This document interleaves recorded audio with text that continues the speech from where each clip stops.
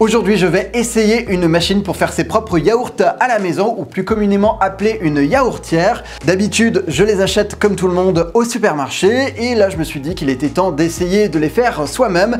J'ai envie de voir si c'est simple, si ça vaut le coup, et surtout si c'est bon. Je vous propose que l'on commence tout de suite.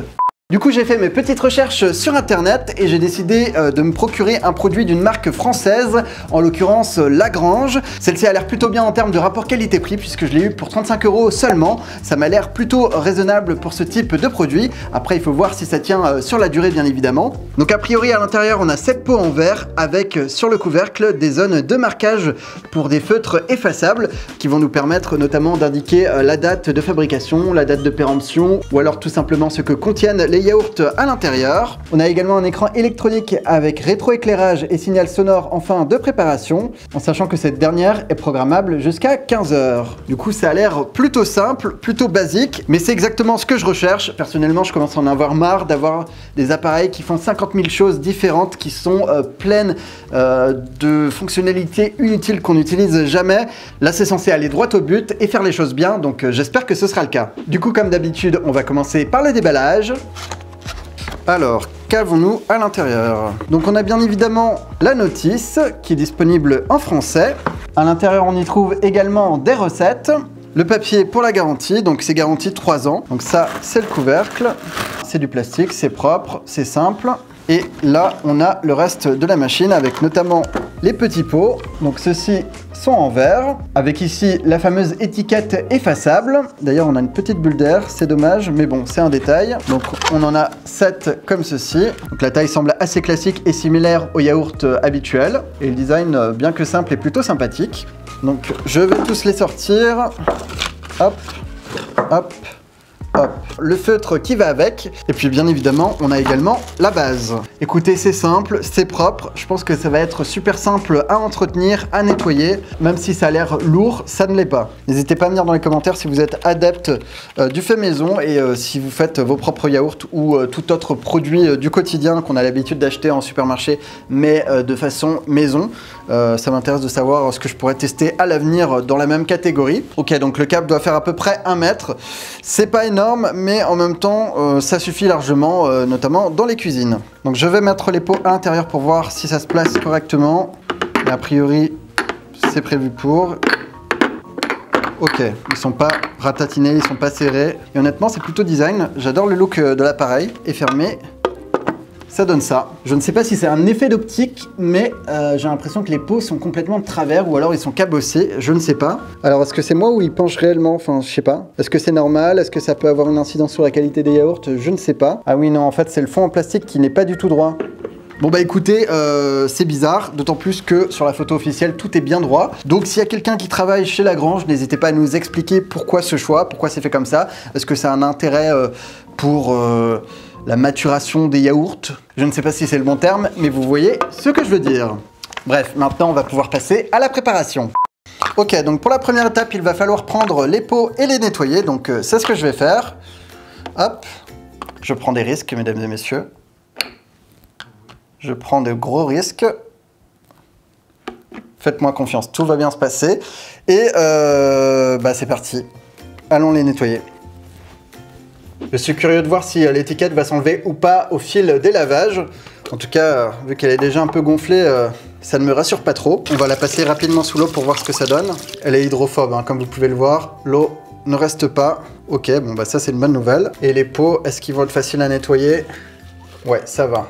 Ok, c'est bon, tout est propre. Et l'avantage, c'est que pour les couvercles, bah merci, ça coupe mon tournage en plein milieu. Bah merci. J'allais dire tout simplement qu'on peut les empiler, donc c'est assez pratique. Ça fait gagner de la place et ça évite d'en mettre partout. Maintenant, il ne nous reste plus qu'à choisir une recette. Donc ils en proposent 4 à l'intérieur du manuel. Les yaourts sucrés classiques, les yaourts aux fruits frais, les yaourts à la confiture et plus surprenant, des yaourts au café. Je ne sais pas si vous en avez déjà entendu parler, mais en tout cas c'est la première fois que je vois cette combinaison, ça m'a l'air assez surprenant.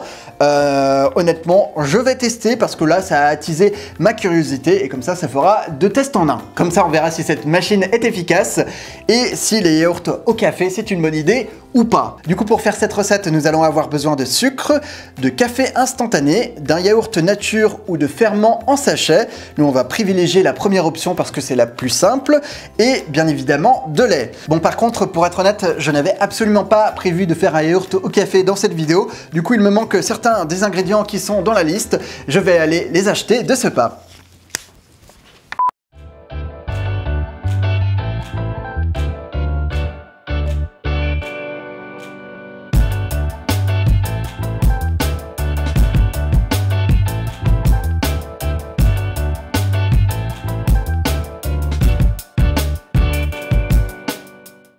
Me revoilà, j'ai maintenant tous les ingrédients, sauf qu'il est arrivé une petite péripétie pendant le transport de la bouteille de lait. Autant vous dire que maintenant elle est percée et qu'elle coule, donc on va vite l'utiliser pour faire nos yaourts. Ouais, non mais là c'est n'importe quoi. Hein. Il n'y a qu'à moi que ça arrive ce genre de choses. Regardez, oh ça gicle.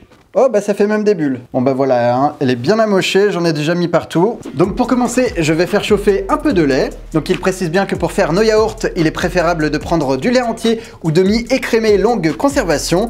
On peut utiliser les autres types de lait, mais bien évidemment, il faudra les faire bouillir. Là en l'occurrence, je suis parti sur du lait entier, mais on va en faire chauffer une petite partie afin de diluer notre café instantané. On en met juste un peu au fond. Suffisamment pour que ça ne crame pas. Maintenant, je mets à chauffer à feu doux. Voilà, ça commence à être bien chaud. Et je vais pouvoir y intégrer une cuillère à soupe de café instantané. Parfait. Je peux éteindre, je mélange. Comme vous le voyez, ça fonctionne plutôt bien. Voilà. Une fois que le café est bien dissous, on va pouvoir rajouter 2 cuillères à soupe de sucre. On mélange. Il faut que tout soit bien intégré. Voilà. Maintenant, je vais mettre le tout dans un grand récipient. J'ajoute donc le reste de ma bouteille de lait. Et évidemment, ça coule. Ah! J'ai failli faire une catastrophe, les amis. Pas toujours évident de filmer et de préparer une recette en même temps. Voilà. Parfait.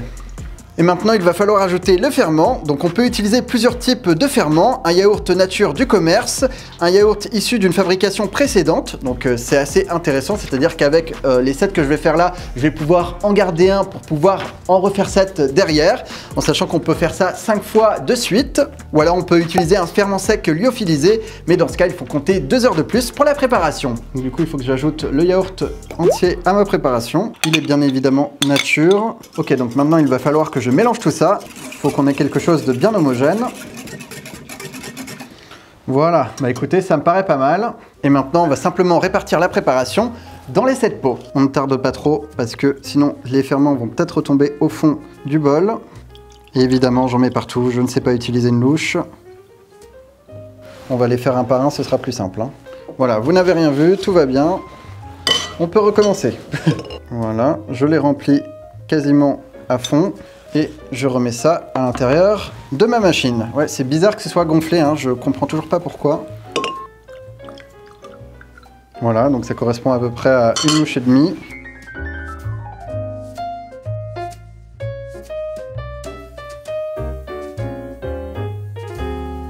Bon bah pour le coup, la recette est vraiment bien au niveau des proportions. Parfait. Je pose mon dernier yaourt. Maintenant que c'est prêt, on va mettre le couvercle par-dessus et on va lancer la machine pendant 10 heures. Donc là en l'occurrence on a seulement 2 boutons, un pour régler le temps et un autre pour le départ et l'arrêt. Donc c'est parti, je vais sélectionner 10 heures. Voilà, c'est super simple et je lance. L'écran se met alors en bleu, donc ça signifie que c'est en route. Et maintenant, il ne reste plus qu'à attendre que les yaourts se forment grâce à un chauffage doux et progressif du lait et aux ferments qui sont présents. Je vous retrouve d'ici quelques heures. C'est l'heure du bilan concernant cette yaourtière de la marque Lagrange. En termes de rapport qualité-prix, il n'y a rien à redire, la machine correspond parfaitement à ce qui nous est vendu. Cette dernière est pratique, facile à utiliser et surtout efficace. Même s'il faut attendre quelques heures pour déguster ces yaourts, la préparation, elle, est rapide et économique. Vous n'avez pas besoin de surveiller quoi que ce soit, il suffit de laisser tourner l'appareil jusqu'à ce que les yaourts aient la consistance parfaite. Et pour ce qui est du goût, on peut faire ce que l'on veut, il suffit simplement d'aromatiser votre préparation ou de rajouter des fruits à à l'intérieur. En revanche, je ne sais pas pourquoi ils ont mis la recette des yaourts au café dans leur livret, car pour être honnête avec vous, cette dernière n'a pas réellement d'intérêt gustatif. Avec les proportions, on ne sent presque pas la saveur du café, et je dirais même que ça a tendance à gâcher celle du yaourt. Mais bref, quoi qu'il en soit, ce n'est pas très important, ça reste un détail, et comme vous l'aurez compris, je valide le crash test de cette yaourtière. Voilà, en tout cas j'espère que vous avez apprécié cette vidéo. Si vous voulez que je teste d'autres machines similaires, n'hésitez pas à me les suggérer dans les commentaires. Et quant à moi, je vous dis à très bientôt pour de nouvelles aventures. Au revoir.